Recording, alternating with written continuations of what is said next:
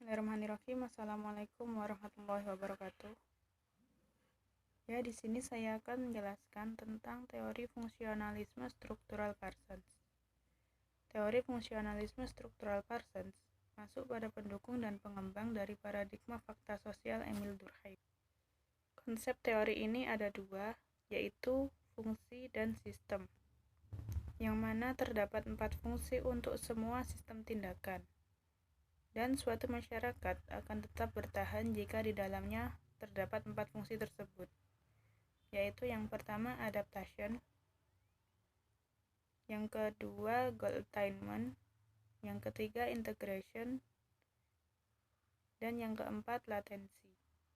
Yang dimaksud dengan adaptasi yaitu sistem harus menyesuaikan diri dengan lingkungan dan menyesuaikan lingkungan itu dengan kebutuhannya. Contohnya seperti menyaring budaya barat yang masuk ke dalam suatu masyarakat melalui aturan-aturan yang ada dan yang berlaku dalam lingkungan masyarakat tersebut. Sehingga aturan-aturan itu akan mempengaruhi tindakan suatu masyarakat dan masyarakat akan beradaptasi dengan peraturan-peraturan yang ada.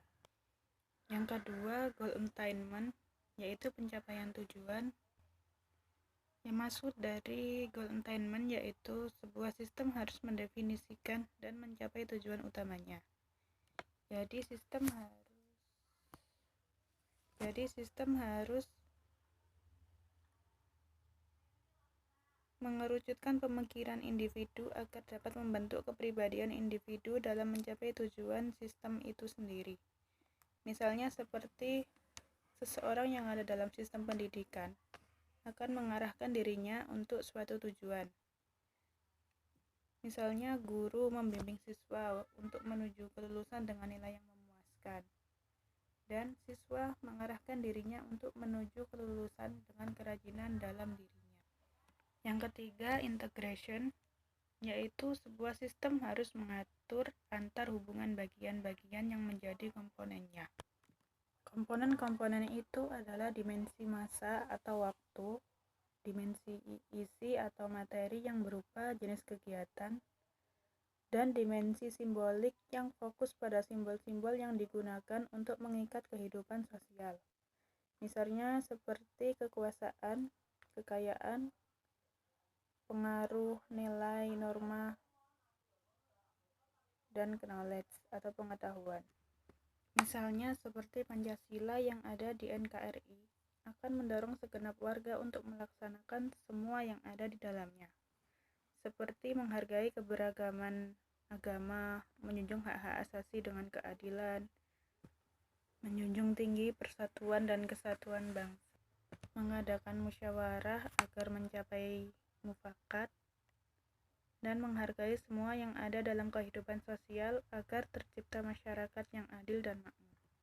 Lalu selanjutnya latensi atau pemeliharaan pola, yaitu sebuah sistem harus memperlengkapi, memelihara, dan memperbaiki baik motivasi individual maupun pola-pola kultural yang menciptakan dan menopang motivasi.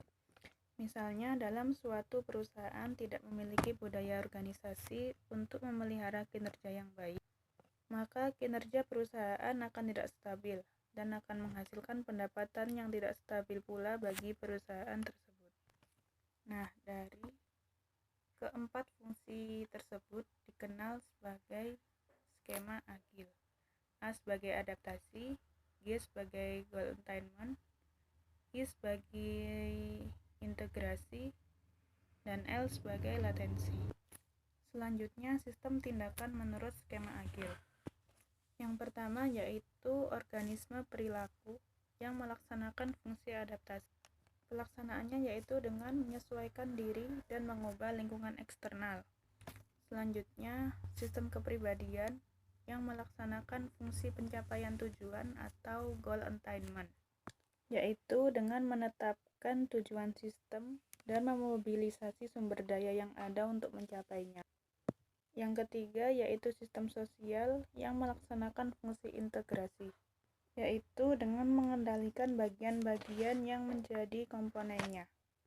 Lalu selanjutnya sistem kultural yang melaksanakan fungsi pemeliharaan pola atau latensi, yaitu dengan menyediakan aktor seperangkat norma dan nilai yang memotivasi mereka untuk bertindak.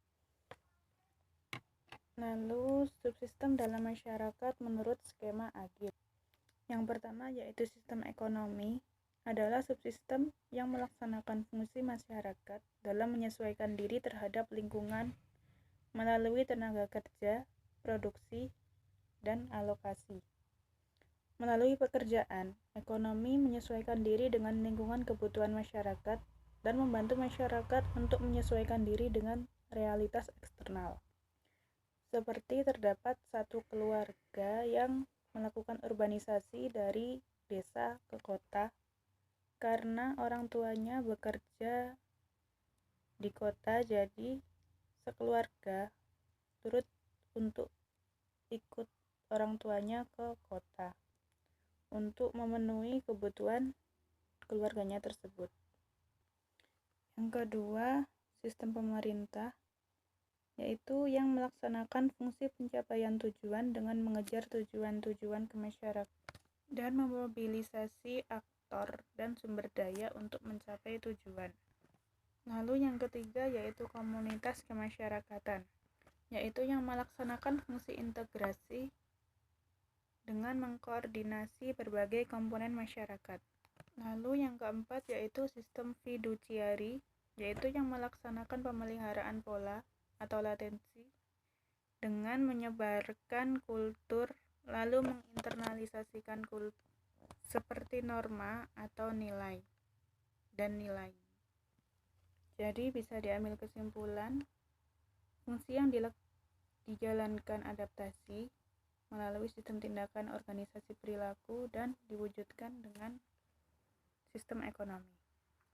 Lalu fungsi yang dijalankan yaitu goal attainment dengan sistem tindakan sistem kepribadian yang diwujudkan dengan adanya sistem pemerintahan.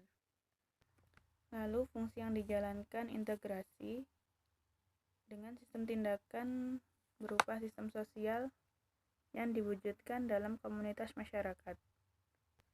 Lalu yang terakhir yaitu latensi, fungsi yang dijalankan latensi dengan sistem tindakan sistem kultural yang diwujudkan dalam fiduciari, misalnya di sekolah atau di keluarga.